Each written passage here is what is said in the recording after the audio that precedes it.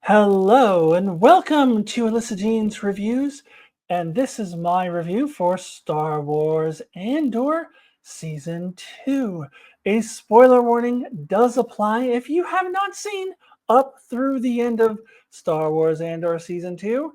If that is the case, you will not want to watch this video unless you don't care about being majorly spoiled on huge major plot points of Star Wars Andor Season 2.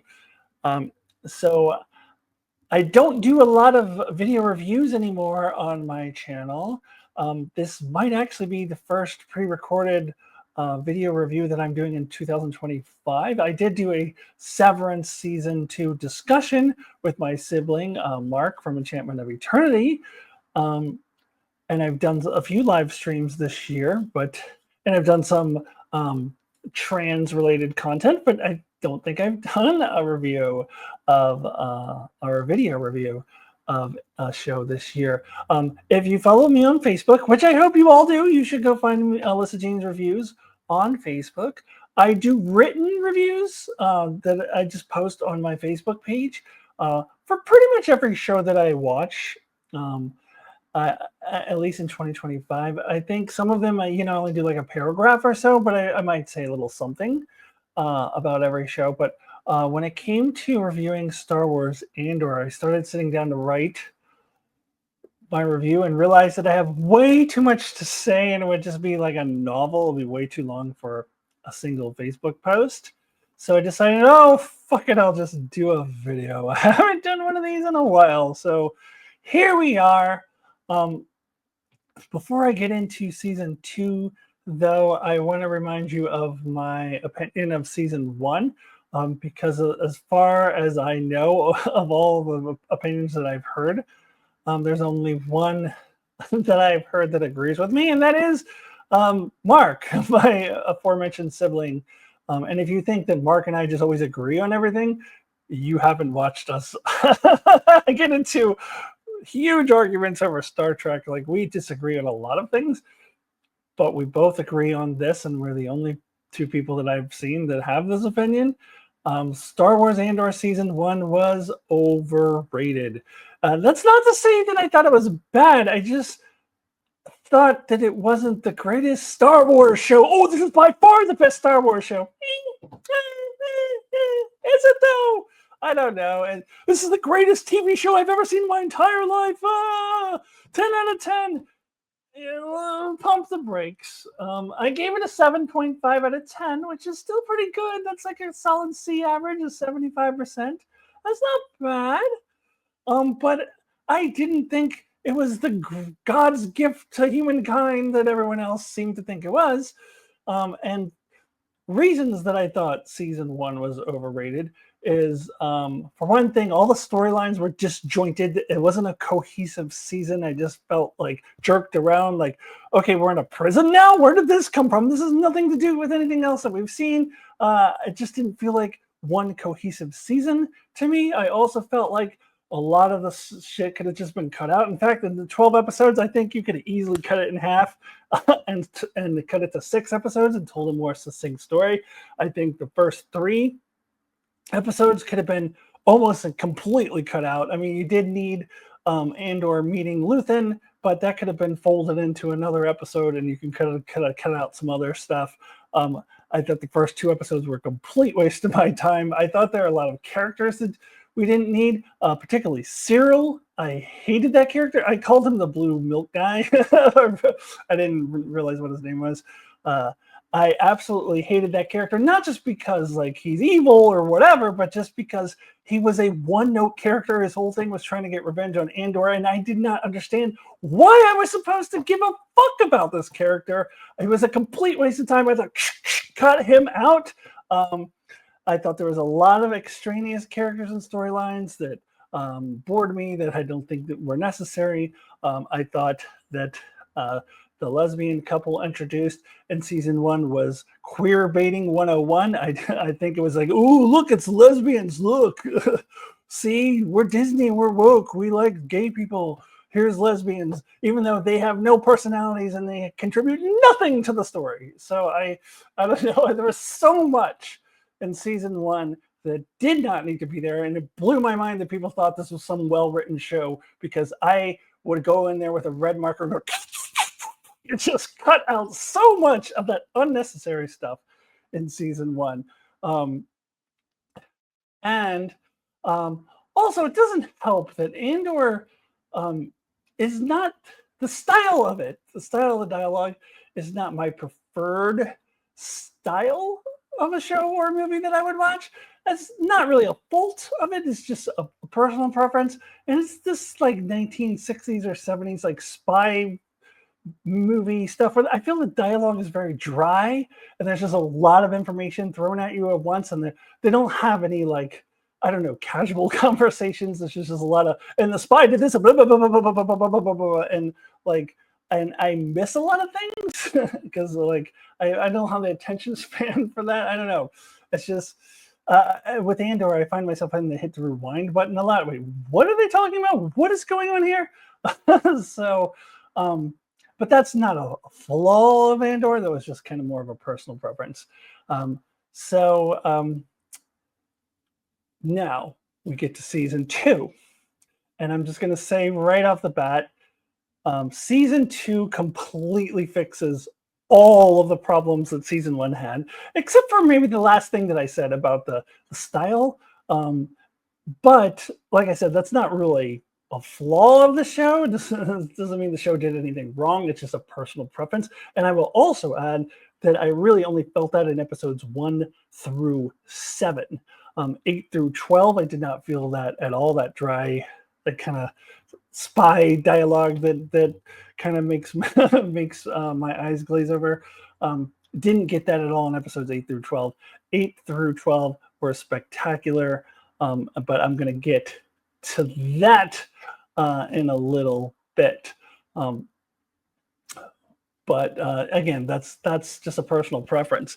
Now, as far as all of the other stuff, completely better in season 2. This time, the 12 episodes did feel cohesive. It did feel like one interconnected story. I liked the format of 3 episode batches, all released a week at a time, and they were a year apart. I like that format because I feel like they yada yada through the stuff they should have yada yada through. My complaint of season 1 is that there was too much extraneous stuff. I think this time they skipped and left out the stuff we didn't need. I have heard the opinion that they wish that there was more connective tissue there, but I disagree. I think that they did it perfectly. I think the stuff we didn't get, we didn't need. And so I thought it was really succinct and to the point storytelling. And each portion, each little 3 episode block built off of the other one. Even though they were a year apart, they built off of what had happened in the previous year's batch of episodes, or previous week for us, or previous year in universe. That they built and connected, and I didn't get that in season 1. Like I said, the prison. What the hell is this? What is this out of nowhere? He's in prison now? What the hell? Like, I just felt disjointed and I felt jerked around. Whereas here, it felt like one cohesive story, and you could see that we were building up to Rogue One, that we were going to end right before Rogue One, and we were gradually building there, and everything mattered. Everything mattered. That's not what I felt from season 1. And the characters were better written, more succinct, and I even liked Cyril's storyline. I actually think in season 2, he belonged there. he had an interesting story arc. And I'll get to his ending a little bit. I'm going to talk about episode 8 in a couple minutes. So I'll get to his ending, but I thought that he had a very appropriate ending. And it's just a very more complex character because he's seeing all of these things that should turn him against the Empire, but it doesn't because he's just so brainwashed. He's such a fascist. But we do kind of see some complexities there. And he was a character that actually belonged in the story, which he did not in season one. I just don't understand why he was there in season one. Here he fit, he belonged, a much more interesting character with a well-deserved end, which I said I'll talk about in a minute. Um, so they did a much better job with the story and a much better job with the characters in season two than they did in season one.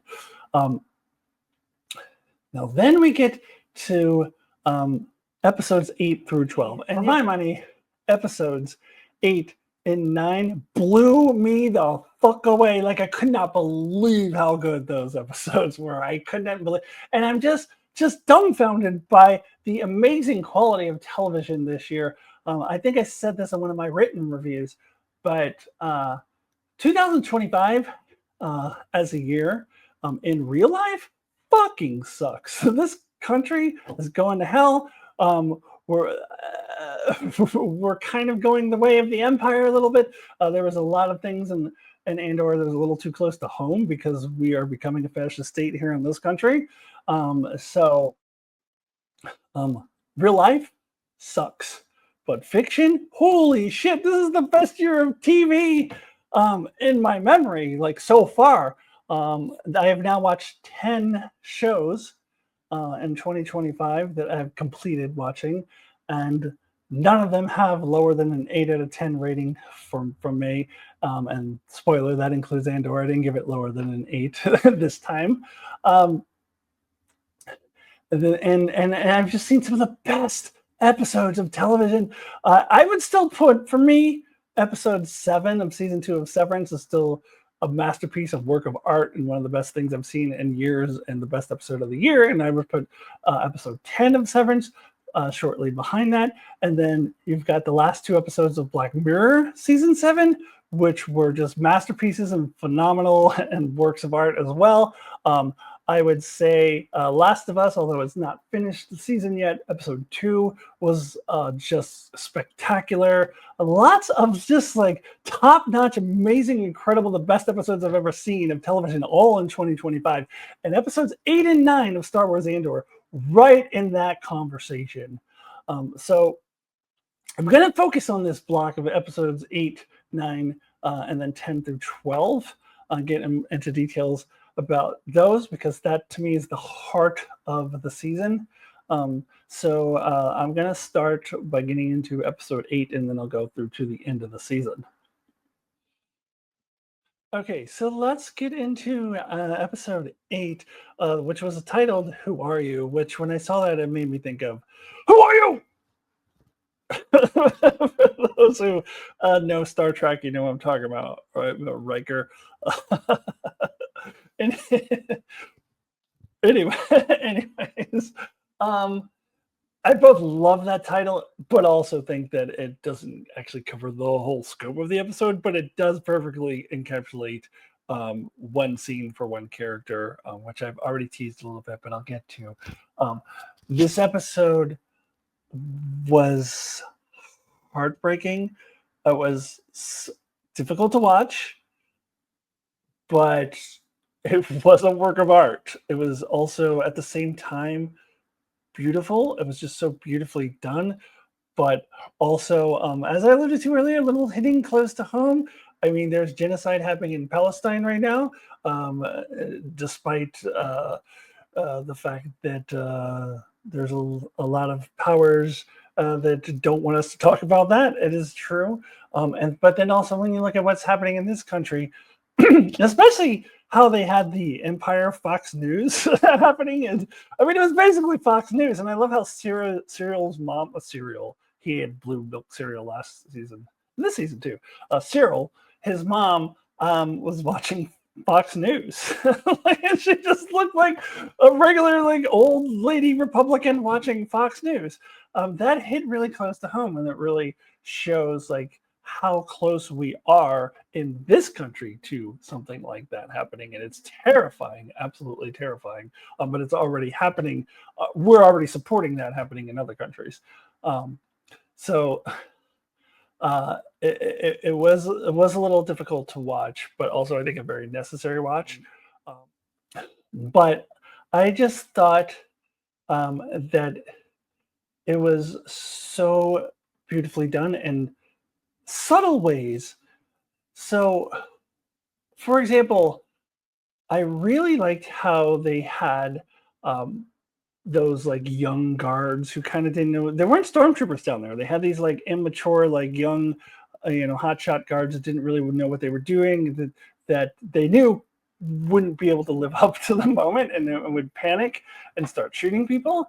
And it was so interesting to me that they um, at first shot one of their own men with a sniper, so that those young guards would then panic and like, oh my, they're shooting at us, and then just start shooting at people. I thought that was evil as fuck. That is so twisted and evil, like just so, so devious. That, oh, let's shoot one of our own guys so that those young and inexperienced guys think that they're being shut out by the crowd and then just start panicking and just start shooting, and then the whole thing goes downhill and escalates and just goes crazy, which was exactly the plan. And I thought that that was so evil, but also I love how it was subtle, and we aren't handheld through it. We don't have any exposition. We don't have Qyburn.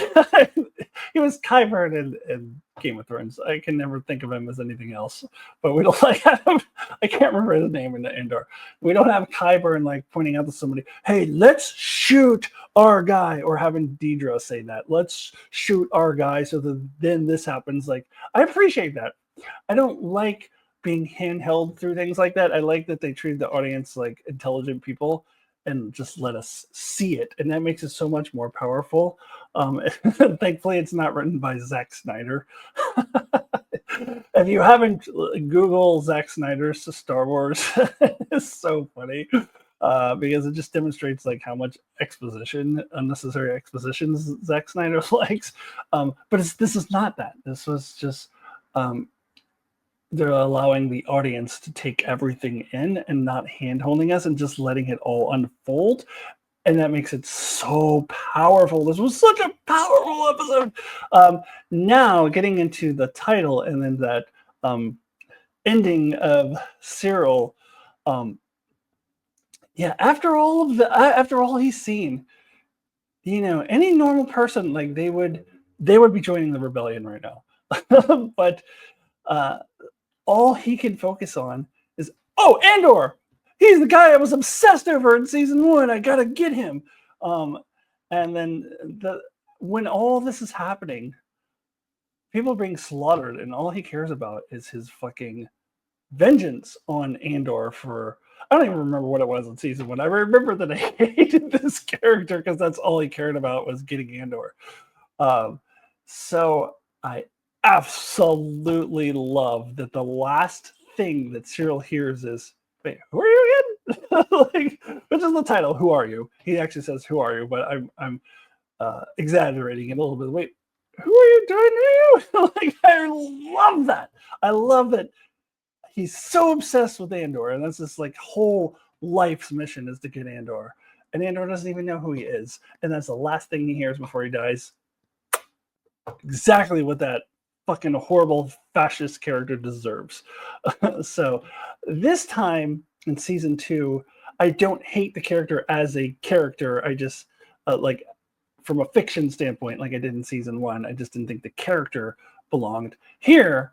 I just think he's a terrible person, but he's a complex and interesting character. But I love his ending. He fucking deserved that. Thus the title of the episode. Who are you? Although that doesn't quite cover the scope of the whole episode, it does cover a very poignant ending for that one particular character. So I love that. Love that so much. And I don't want to go too much more into this one singular episode. I could talk about it a lot. Now, episode 9, on a different note, a little bit of a different kind of an episode, but in my opinion, just as good for different ways. This was more of like a thriller episode, like a spy thriller. getting Mon Mothma out. And first, she's going to deliver that scathing speech, um, where she does something that's unthinkable, and calls out Palpatine for who he really is. Calls him a monster, which is something that you just don't do. And their Fox News was trying to cut off the feed because they didn't want the audience to see her saying any of that stuff. So this was an episode that I knew we were getting. I knew we had to get this at some point because I know Mon Mothma has to get from point A to point B. She ends up with the rebels, and we do see in an episode of Star Wars Rebel the continuation of this, where Mon Mothma is transported first by Gold Squadron and then by the Ghost crew, our main characters and rebels, and she's transported to make another speech. So I knew that this was coming. And I was really anticipating this episode, and I thought it was better than I expected. The scene where she gives that speech was super powerful, and it's just kind of because it's like shocking. Like she's not supposed to say something like that. You can't say that Palpatine is a monster. And it's just incredibly powerful. And of course, it's really, really exciting. The fact that one of Bail Organa's men was secretly working for the Empire, and Luthen somehow found out about this. But Mothma wasn't sure who to trust, and like it just the whole way it unfolded was super exciting. It's a little bit different, more of a spy thriller than the previous episode, but I thought it was just excellent. And so as soon as this episode ended, I did go back and watch that episode of Rebels. For those keeping track at home, it is season 3 of Rebels, episode 18, called Secret Cargo. That's the episode that is the continuation of this. So I will say, I think it lines up pretty well. It doesn't line up 100% perfectly, like it doesn't 100% perfectly match, but you got to figure these are 2 episodes on 2 completely different television shows, one live action, one animated, by 2 completely different creators, 8 years apart. You would expect that it's not going to 100% match up, but it matched up enough for my tastes. I thought they did a great job. They did they threw in some lines to make sure that it connected, like saying that the Gold Squadron was going to take her away now, which is who we see her with when the Ghost crew encounters her, saying she's got to make another really important speech, which is the speech that we see in Star Wars Rebels, where she, unlike the speech we see in Andor, where she's speaking in front of the Senate and making scathing remarks about the Empire and the Emperor, her speech in Rebels, the purpose of that is to unite all of the different rebel cells to one cause. And they did make a point of mentioning that so that it connects. There are little things like in the Rebels episode, she already has the short hair, but maybe she got a haircut. Who knows? They gave her a haircut. Gold Squadron had a barber with them. I don't know. Who cares? And they did show a snippet of the speech that she gives before the Senate in Rebels. And it was not word for word. It was definitely different, with the common thread being that she's giving a very strong rebuke against Emperor Palpatine. And in Rebels, the characters are like Ezra are like, oh my God, I can't believe she said that about Palpatine in front of the Senate. But the words she uses in Rebels are a little tame compared to what she says in Andor. She is much stronger in Andor, and so I understand why, from a writer's perspective, if you're writing that episode for Andor, if you were to just take word for word the speech that we just see a snippet of it in Rebels. We take that snippet and make it word for word, it wouldn't have been as powerful. It would have been kind of weak, to be honest with you. So from a writer's perspective, you need to make that a more powerful, more strongly worded speech. Like she doesn't call him a monster in the Rebels episode. So you needed to beef it up a little bit. So I have no problem with it not matching up. Now, there's a lot of people who have the headcanon that the reason why it's different is because the Empire, like the Emperor Fox News, like edited it and like just did AI or whatever to change what she said, so to because they didn't want people to hear her calling him a monster. But at the same time, they did want people to know that she was a traitor and she hates the Emperor and whatever. So they modified it to get that point across, and that's the headcanon. And sure, sure, I can go with that. If that makes you feel better, that's fine. I personally don't think I need that headcanon. Like, to me, just thinking about it and from a writer's perspective, that yes, they obviously had to make it a stronger speech. That's good enough for me. Like, I don't, I don't really care. I don't feel like I need that headcanon. But if you want the headcanon, sure, I'll go with it. That's fine. I don't mind. I can roll with that. Um, and then, of course, there's the fact that she's, yeah, like I said, got the shorter hair and she's wearing different clothes in the snippet that they watch as opposed to what they wears in Andor. I don't care about that stuff.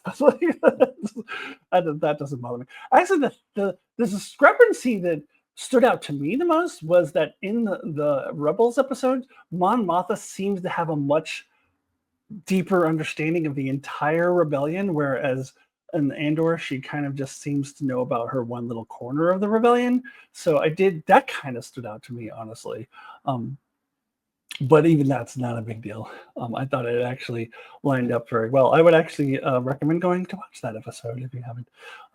All right, now I want to finish up by talking about the last 3 episodes of the season. Okay, so we get into episode 10, which is called Make It Stop. I think this was the most powerful of the final 3. I liked 11 and 12 as well, but I think this was a beautiful ending for Luthen, and I knew that he had to die. I think most fans were saying that he probably needs to die. I did hear some speculation. Oh, well, maybe he just goes into hiding and he's still around during the Star Wars movie, and he could come back in a Mandalorian episode or something. I don't think that would have been very good. Like, I think that that character had to die. They foreshadowed it a lot. I mean, he kept saying like, "I'm not going to survive this." This is my destiny. He basically was saying his destiny was to sacrifice himself. Like, he knew it was going to end in his sacrifice. He knew that all along. He didn't know exactly when or how it would occur, but he knew that that was his path, and that was foreshadowed a lot. So it wouldn't have made sense to not kill him off, especially to not have him sacrifice himself. That would seemed inevitable. But the way that they did it was excellent. Again, a lot of exciting spy thriller type stuff in here. But also, I love the scene with him and Deidre, where you're just waiting for the balls to drop. Like, like everything is just subtext, like, and that just builds up tension because they both know what is really happening, but they have to play this little game first. And I love that. And then she ends up overstepping and getting herself into trouble because she, again, like Cyril, chasing after Andor this whole time. She was after Luthen, and it causes her to lose control. And it gets herself in trouble. She ends up in prison at the end of it. And now this is a character a lot of people also speculated would die because she's not around in Rogue One, but she's actually in prison, which also makes sense. So I love all of that. And I love the focus on Clea. Clea was so good in this episode. For a while, though, I gotta admit, I was like, why is her name Clea? It's like Leia, Leia, Clea, Leia, Clea. I don't know. There was some fan theories that she was Leia, which is I thought was dumb.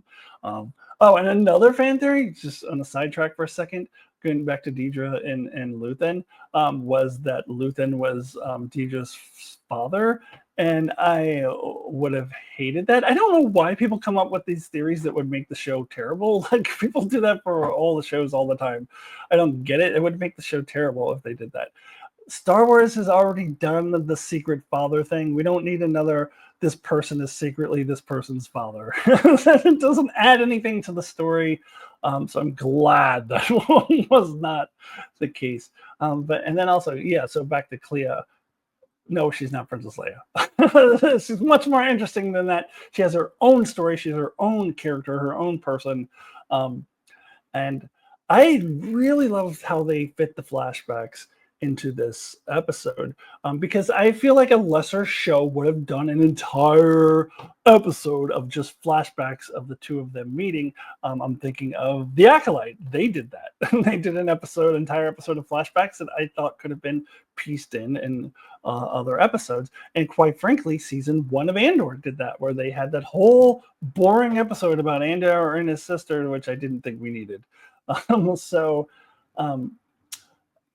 they just showed us what we needed to see, and again treated us like intelligent human beings and let us fill in the gaps. Like, we don't see what exactly Luthen is experiencing when, you know, there's some kind of atrocity going on. He's like, make it stop, make it stop. And he's some kind of soldier who's working for the Empire, but he's obviously feeling a lot of guilt for it.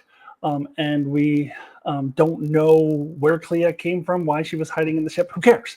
We don't need to know all of those details. So each scene was well placed, and it gave us enough information and gave us information enough so that we can fill in the blanks and build our own narrative with these characters that makes a lot of sense. And it worked really well. I love the actress that got to play young Clea. And I also loved the aging that they did with Luthen, and it all fit in well. And now, as for the Clea that we know, also excellent actress. Apparently, this is like her first major role. Hopefully, she does a lot more after this. This is not a character that I thought much of in season 1.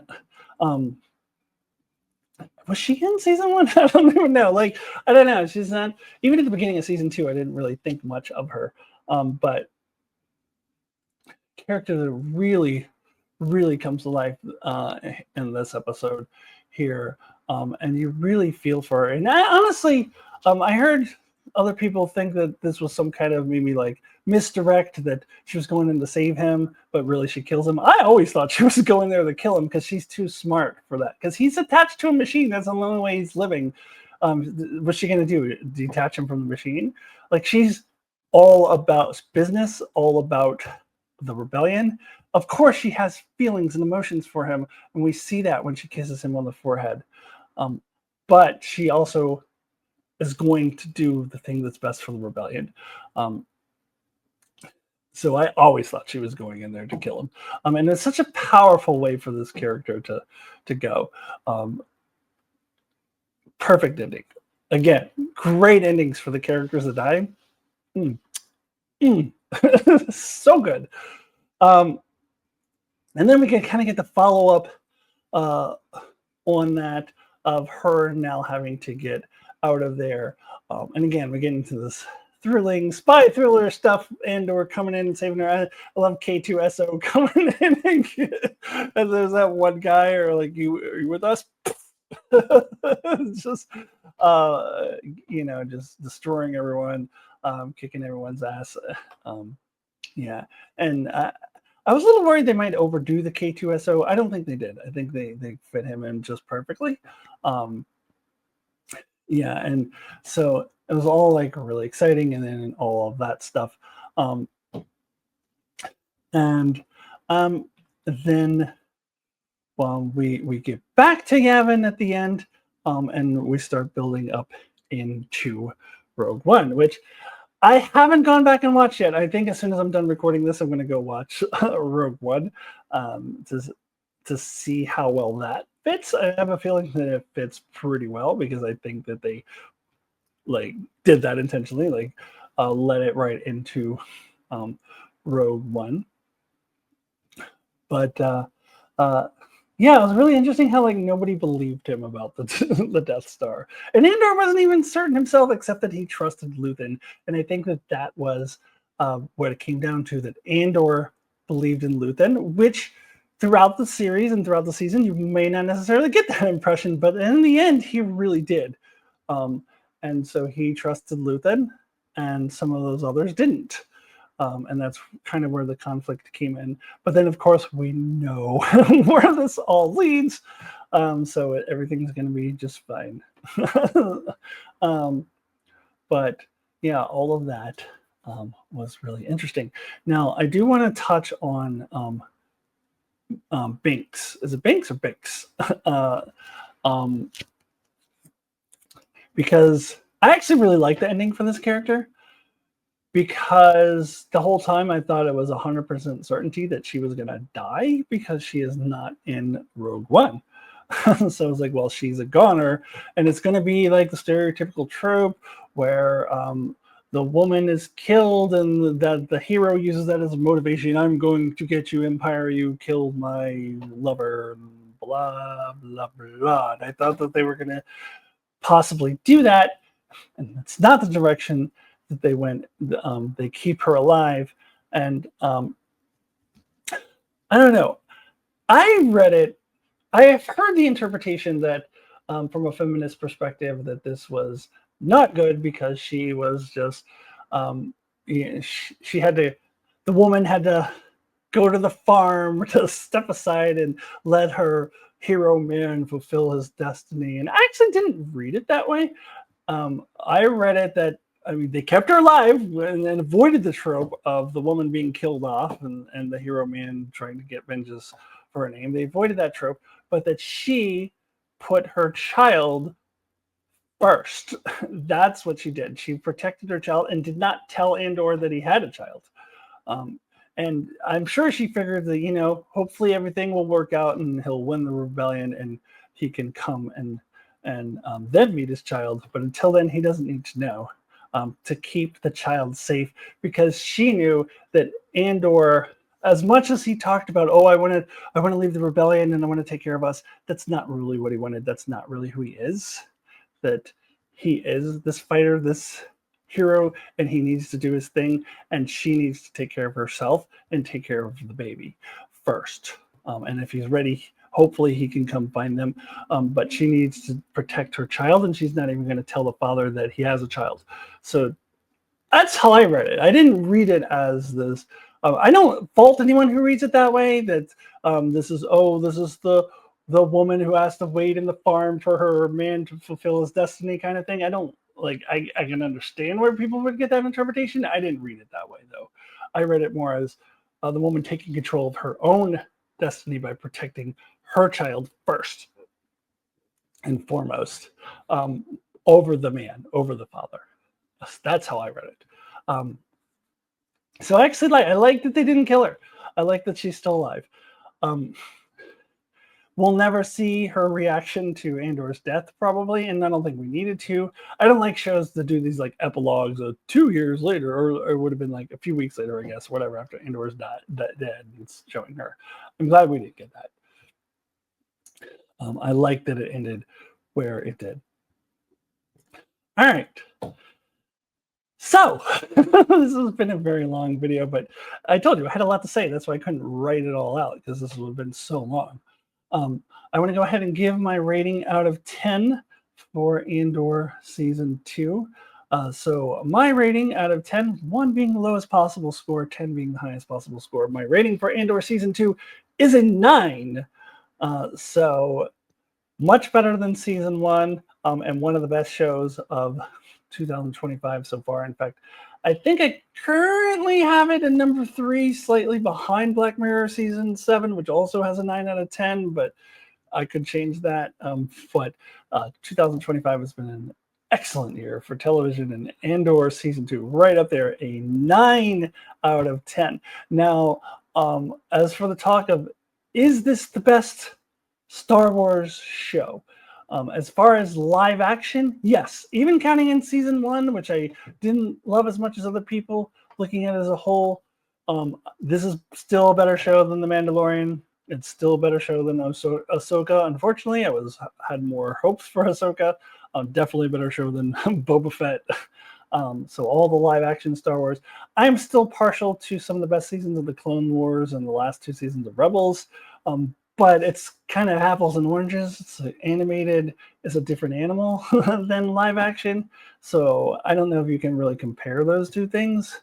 Like it's interesting that Rebels and Andor connected because they're so completely different types of shows. It was a little jarring actually watching Rebels right after Andor and like watching the continuation of a story because they're so different. So I don't know if you can compare them. So live action Star Wars TV shows Andor is definitely the best. I think season 2 has sealed that for it because The Mandalorian has always been another overrated show and always been mediocre. This is a mediocre show. So, um, and Skeleton Crew, it was fine. I give Skeleton Crew an 8. It was fine. But, like, yeah, this is the best live action Star Wars show for sure. All right.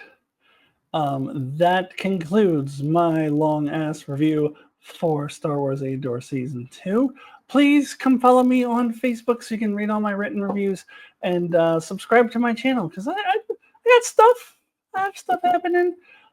So I will see you all really soon. Thanks a lot for watching. Goodbye.